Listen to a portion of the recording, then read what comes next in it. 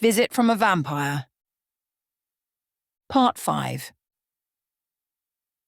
Adrian leaned back in his chair, boots propped up on the edge of the table, looking completely at ease in the dim, smoky bar. The place was a dive, the kind of rundown joint where no one cared what you were drinking as long as you paid. For Adrian, it was perfect. A place where he could kick back and relax without worrying about anything serious. His dark hair was messy as if he hadn't bothered to comb it, and his carefree smile never left his face. He wore a leather jacket, scuffed and worn from years of use, over a plain black shirt. The jacket hung open casually, revealing the faintest hint of a toned frame. Though he looked like any other guy in his mid-20s, Adrian was far from ordinary. He was over a century old, turned into a vampire in the early 1900s after an unlucky run-in with a rogue. The transformation had been quick, brutal, and had left him with little guidance. Since then, he had drifted from city to city, never settling, never quite fitting into the rigid structure of vampire society. His life was one of rebellion. No respect for the old houses, no patience for the endless vampire politics. He preferred the thrill of survival, of using his wits and powers to get by, always one step ahead of the chaos he left behind. Tonight, though, he was just another face in the crowd, looking to pass the time in one of his favourite haunts. The bartender, a grizzled man with grey stubble and a permanent scowl, approached, wiping a glass with a rag that looked dirtier than the glass itself. "You going to order something or just keep sitting there like a statue?" he asked, his voice a low growl. Adrian smirked, not at all offended by the rough tone. He liked the guy. "Water, on the rocks. Make it a double," he said, a sly grin spreading across his face. The bartender raised an eyebrow but didn't press. He'd learned long ago that some customers were best left alone. "Water, huh? Big spender tonight," the bartender grumbled, setting a glass of ice water in front of him. Adrian chuckled, taking a sip. "You know me. Gotta pace myself." The bartender leaned on the counter, giving him a once-over. "You don't look like you've had a drink in your life. What, you some kind of health freak or something?" Adrian shrugged, his smirk widening. "Something like that. Gotta keep this," he gestured to his lean form, "in top condition." The bartender snorted. "Right. Whatever keeps you happy, kid." That's when the door creaked open, and two men walked in. At first glance, they looked like any other patrons. Normal clothes, nonchalant expressions. But Adrian recognized them instantly. He didn't need to see the telltale paleness or the slightly too perfect posture. He could sense it deep in his bones. These were vampires. He kept his face neutral as they scanned the room. Their eyes landed on him for a fraction of a second too long, and he knew. They weren't here by accident. The two vampires approached, casually but with purpose, sliding into the booth across from Adrian. One of them, a tall guy with short-cropped hair, leaned forward, placing his hands on the table. "Evening," he said, his voice low and smooth. Adrian's smirk didn't falter. "Evening. Can I help you?" The second vampire, a stockier guy with a scar running down his jaw, stayed silent, his gaze locked on Adrian. They were trying to play it cool, but Adrian knew better. They were here for him, and they wanted to keep things quiet. Exposing themselves as vampires in front of humans was one of the worst sins in vampire society, punishable by death. No matter how much they wanted to take him down, they had to keep up the facade. Adrian chuckled softly, leaning back in his seat. "You boys here to cause trouble? 'Cause I'm really not in the mood tonight." The taller one smiled, but it didn't reach his eyes. Just a friendly conversation. "Right. Friendly." Adrian's hand slowly slid under the table, fingers brushing the handle of a knife he kept tucked in his jacket. He wasn't stupid. This was going to get ugly, but they all had to play by the rules. Human rules. No fangs. No supernatural strength. Just fists and blades like any other street fight. The tall vampire suddenly lunged across the table, trying to grab Adrian's collar, but Adrian was faster. He sidestepped the move, flipping the table up and slamming it into the vampire's chest. The scarred one charged next, swinging a punch that Adrian barely dodged. They were strong even without using their full vampiric power, but Adrian was used to this kind of fight. He ducked under the punch and swept the vampire's legs out from under him, sending him crashing to the floor. The bar patrons looked up briefly, thinking it was just a regular brawl. No one paid too much attention. This kind of thing happened all the time in a place like this. The taller vampire recovered quickly, throwing a punch that caught Adrian's jaw. Pain flared, but he didn't let it slow him down. He retaliated with a hard elbow to the vampire's ribs, followed by a swift kick to the side of his knee. The vampire staggered, and Adrian took the opportunity to grab his knife, slashing it across the vampire's arm. Blood welled up, dark and rich, but still just blood. No one would know it wasn't human. The scarred vampire was back on his feet, but Adrian was ready. He dodged another swing and rammed the handle of his knife into the vampire's gut, doubling him over.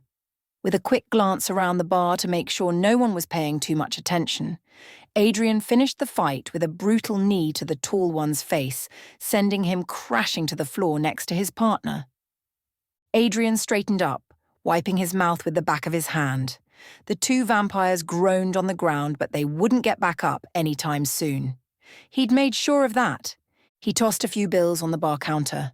"For the mess!" he called out to the bartender, who raised an eyebrow but said nothing. Then, without another word, Adrian slipped out of the bar and into the night, his mind already racing with the implications of the fight. These weren't random vampires. They were sent for him. Adrian unlocked the door to his apartment and stepped inside, the faint creak of the hinges echoing through the spacious room. The place wasn't extravagant, but it was far from shabby, a loft-style apartment with high ceilings and wide, open spaces. The living room was furnished with a large, worn leather couch and a coffee table covered in magazines, empty glasses, and other clutter. A few old paintings hung on the walls, giving the place an almost vintage, lived-in feel. To the side, an open kitchen with a long countertop stretched into the room, and behind that, a hallway led to the bedrooms. He tossed his jacket onto the leather couch and ran a hand through his hair, still buzzing from the fight at the bar. His mind was racing. Those vampires weren't just anyone. They were from House Bathory, and their presence meant one thing. He had pissed off the wrong people. But before he could dwell on the implications, he noticed the soft, familiar scent of perfume in the air. He wasn't alone. "Adrian?" a voice called from the kitchen area. A moment later, Sarah appeared, her eyes lighting up the second she saw him. She was dressed casually, wearing one of his old shirts that hung loosely on her slim frame. "I was starting to think you weren't coming back." Adrian smirked, shutting the door behind him. "Takes more than a couple of idiots to keep me away." Another voice chimed in from the bedroom doorway. "We were worried," Emma said, leaning against the frame. She gave him a soft smile, her long hair cascading over her shoulders. "We thought something might have happened." Adrian sighed, his smirk fading slightly. Sarah and Emma were his worshippers, two young women who had become fascinated with vampires, this vampire specifically. They lived with him, giving him their blood willingly in exchange for being near him, for sharing the thrill of his world. It wasn't uncommon for humans to become infatuated with vampires, and Adrian had taken advantage of it when he needed to. But keeping worshippers was risky. Vampires had to be secretive, as revealing themselves to humans was a serious crime. If a worshipper ever exposed the truth, the blame, and punishment would fall entirely on the vampire. "I'm fine," Adrian said, stepping further into the apartment. "Just ran into a little trouble, that's all." The two women exchanged a glance but didn't press for details. They were used to his vagueness by now. "Are you hungry?" Sarah asked, her voice soft, almost eager. She approached him slowly, offering her neck without needing to be asked. It was part of their ritual, an unspoken agreement between them. Adrian provided the thrill they craved, and in return they gave him what he needed. Adrian's eyes softened slightly as he looked at her. Sarah, with her wide, adoring eyes and pale skin, had been with him the longest. Emma followed close behind, always more reserved, but just as willing to offer herself. They were both hopelessly captivated by the idea of being with a vampire, by the danger, the power, the mystery. Without a word, Adrian stepped closer, gently brushing Sarah's hair aside. He could feel the heat radiating off her, the soft thrum of her heartbeat in his ears. He leaned in, his lips barely grazing her skin before his fangs sank in. The warmth of her blood flooded his senses, filling him with a familiar rush. He drank slowly. It was always a delicate balance, feeding just enough to feel the warmth spread through his body, but not so much that they'd grow weak. Sarah let out a soft sigh as Adrian pulled back, her eyes half closed in contentment. A few drops of blood trickled down her neck, but she didn't seem to mind. Emma stepped forward next, watching Adrian with quiet intensity. She tilted her head to the side, offering him the same, and he obliged. His fangs slid into Emma's neck with the same practiced ease. Her blood was just as warm, just as intoxicating. Adrian fed for only a few moments, enough to satisfy the hunger that gnawed at him after the bar fight. When he pulled away, Emma's breath was ragged, her eyes lingering on his face with a mixture of awe and yearning.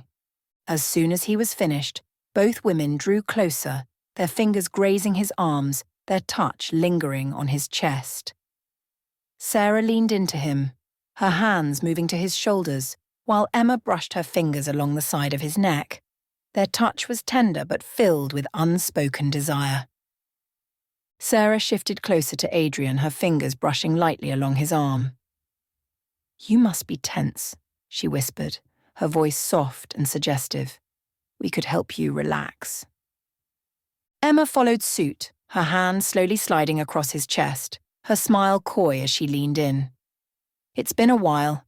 We could make you feel better," she added, her eyes lingering on his. Adrian chuckled softly, but there was no real warmth behind it. Though their touch was tempting, his mind was elsewhere, too cluttered with thoughts of his current predicament. "Not tonight, girls," he said gently, his hands moving to stop their advances, though his touch remained kind. "I've got a lot to think about." Sarah let out a small sigh, her lips forming a subtle pout as she pulled back. She had hoped for more, but knew Adrian's moods were unpredictable. Emma lingered, her fingers trailing down his arm as if to coax him into changing his mind. "Are you sure?" Emma asked quietly, her voice soft with lingering hope. Adrian nodded, his expression tired but firm. "Yeah, I'm sure. You should both get some rest." The two women exchanged a glance, disappointment clear in their eyes, but they knew better than to press him further. Sarah gave him one last wistful look before heading down the hall to her room, and Emma lingered for just a moment longer, her gaze searching his face one last time. "Good night, Adrian," Emma whispered, before turning and following Sarah to her room. As the soft sound of their doors closing reached him, Adrian leaned back into the couch, exhaling deeply. The taste of their blood still lingered on his lips, but it wasn't enough to distract him from the storm of thoughts swirling in his mind. The deal he made, the secrets he stole, were catching up to him, and now House Bathory was on his trail. Adrian stared at the ceiling as his mind drifted to the deal he'd made not long ago. It had seemed simple at the time, just another shady exchange in a long string of them. He'd stolen some documents, nothing too valuable in his eyes, and sold them to one of the lesser vampire houses that had secretly been plotting against Bathory. Easy money, quick payout. He hadn't thought much of it back then, but those documents had been more than just petty secrets. They were important, and now House Bathory was out for blood. They had put a bounty on his head, and those two vampires in the bar tonight had been the first of what would likely be many sent to collect. "Damn it," Adrian muttered, rubbing his temples. He wasn't stupid. He knew what this meant. The longer he stayed in the city, the more dangerous it became. And while he loved a good chase, this wasn't the kind of attention he needed. He stood up and paced the room, glancing at the papers still strewn across his desk, the same ones that had gotten him into this mess.